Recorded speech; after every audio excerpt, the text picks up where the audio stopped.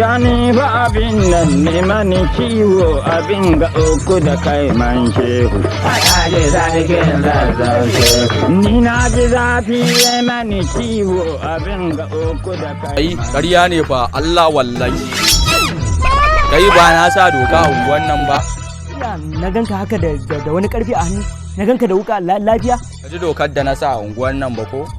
Ku da tsofaffin nan na gane muku an fara barbada muku gishirin lahira sai ku zama kunnan kashi ko hacce wani tona mana bencin kai in ba zan cire ma kunne ba Allah ya kona ni kai ke faruwa ne wai haka dan Allah anya hankalin ka dai kuwa ba na sa doka a layin nan ba na ce mutum gare da karfe 2 ta rana mutum ya shiga gida sai kai kunnan kashi ko in ce kunnan tsoho ko to tashi ka shiga gida tashi in ba zan farɗe ka baka sani ba kai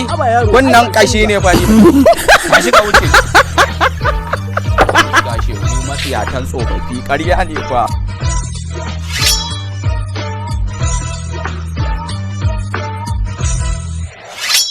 Allah ya isa ma fa tsoron mu take ji ba an na zo na gama abin nan kai caja kanka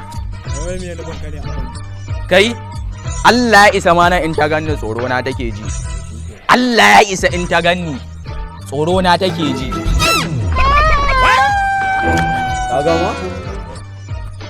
ka gama ana tambaye ka gama yaron fadin iska ne ba ka gama na ce dama neman ku nake yi an gaya min kuna zama akan kwana kuma ku ake kawo ma irin waɗannan makaman shine nazo in kawo muku wannan a ƙasar layin mu na tsince ta ba tawa bace gashi malam yaron nan fadan iska ne ba oga bai kamata a bashi a tsaya mana a'a duk ba sai an yi haka ba tsaya ka gani sake ni ka gani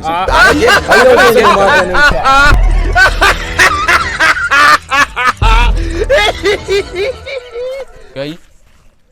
da asarar wani barayi na jiki ai gara ai asarar makami Allah wallahi